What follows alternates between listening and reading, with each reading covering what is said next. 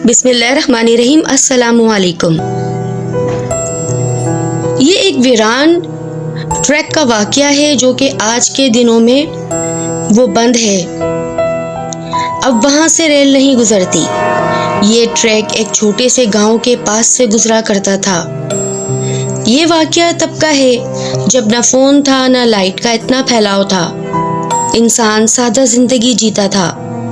Car तो रईसों के पास हुआ करती थी, ये तो दौर टांगों का दौर था। ये किस्सा भले बहुत ज़्यादा देर पुराना ना हो, मगर हमारे घर में जब भी सुनाया जाता तो बच्चों में खौफ फैल जाता था।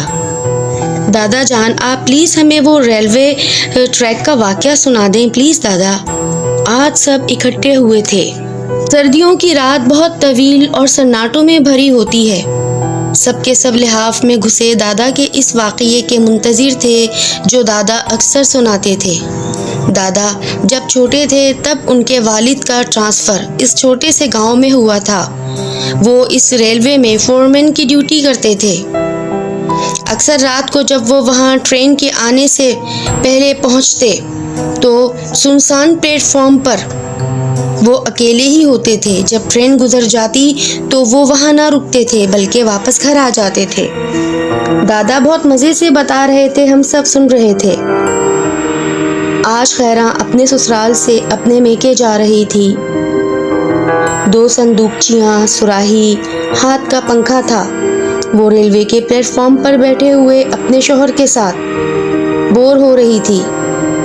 रेल इस वक्त रात के 2 बजे ही आती थी और बामुश्किल अभी 5 मिनट ही गुजरे होंगे। ये दोनों शरीफ और खैरा एक जगह बैठे थे। कितनी देर है जी, बस घंटा भर में आ जाएगी, परेशान ना हो। हाँ, सर्दी बहुत लग रही है। काश ये रेल दिन में आती तो इस अंधेरी रात में यहाँ ऐसे अकेले हम दोनों को बैठना ना पड़ता। शरीफ उसकी बातें सुन रहा था। उसने एक संदूक से टेक लगा रखी थी। खैरा ने जैसे ही शरीफ की तरफ देखा, लगता है सो गए हैं, वो गोया हुई। अब वो भी आंखें फाड़ फाड़ कर इधर उधर का मुआयना करने लगी। एक 100 वाट का बल्ब जरा से फासले पर टिमटिमा रहा था और जैसे ही उसकी नज़र बाएं तरफ पड़ी, उसने देखा 3 बच्चे एक बेंच पर बैठे हैं जो कि खैरा की तरफ देख रहे थे। वो सोचे समझे बिना उठी और मुस्कुराते हुए उनके जाने बढ़ने लगी। तब वहां पहुंचकर देखती है ये तीनों सुर्खो सफ़ेद बच्चे हैं और इनके हाथों में खिलौने हैं। खैरा कहती है, प्यारे बच्चों, आपके वालिदैन किधर है, कहाँ जा रहे हैं? थोड़ी देर बाद वो फिर पूछती है, बच्चों जवाब दो ना, ऐसे चुप ना बैठो।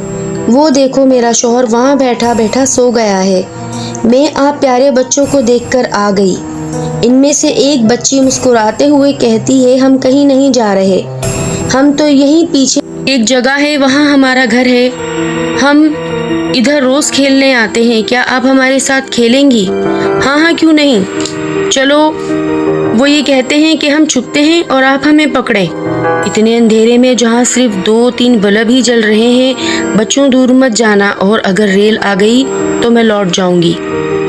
वो तीनों उसे कहते हैं, हाँ हमें मंजूर है, और आपस में एक दूसरे को देखकर मुस्कुरा रहे थे। 1 2 3 4 यहाँ तक कि वो 10 तक गिनती पढ़कर पलटती है और दाएं बाएं की जानिब देखती है। कहाँ चले गए? इस प्लेटफॉर्म के पीछे। वो उन्हें पूरे फॉर्म पर देख रही थी। अरे ना बेंचों के पीछे हैं ना अंदर एक कमरा था, वहां तो ताला लगा था। इससे ज्यादा आगे जाना उसने मुनासिब ना समझा। खैरा ओ खैरा, अरे लड़की, वहां क्या तलाश कर रही हो?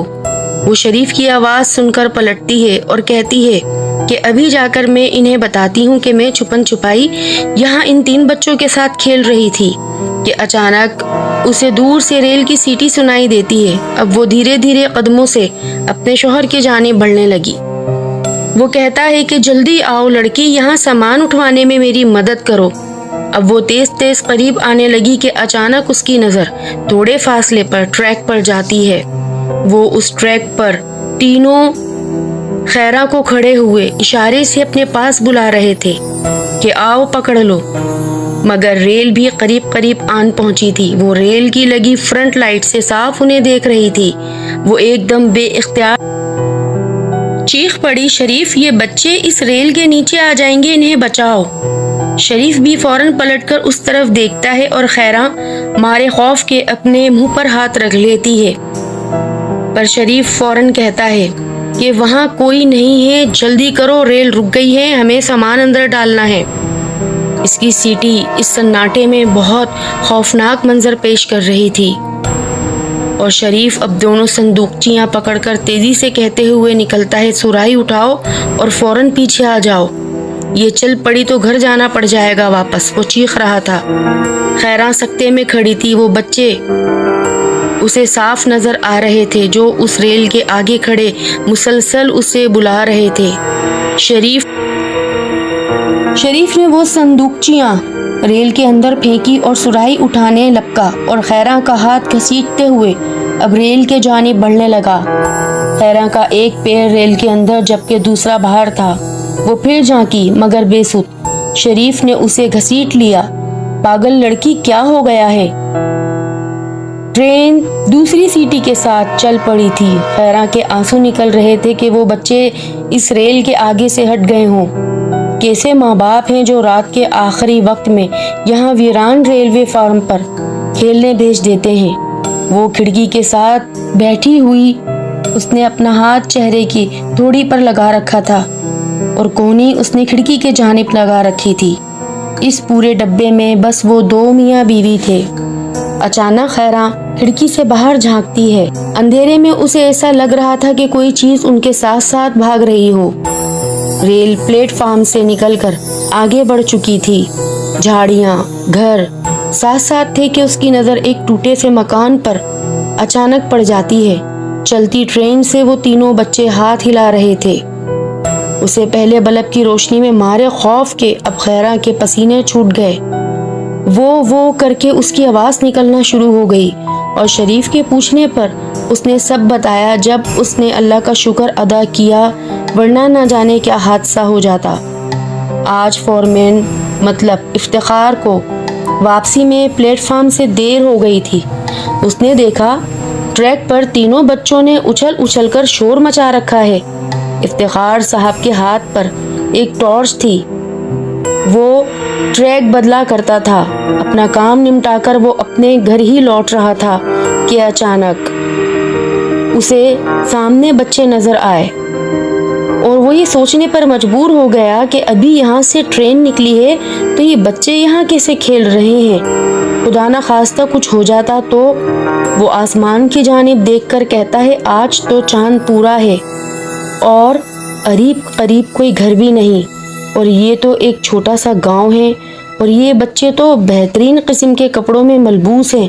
وہ ایک سمجھدار، پڑھے لکھے، نمازی، پرہیزگار انسان تھے۔ وہ سمجھ چکے تھے یہ بچے عام بچے نہیں ہیں، یقیناً دھوکہ دینے والی مخلوق ہے۔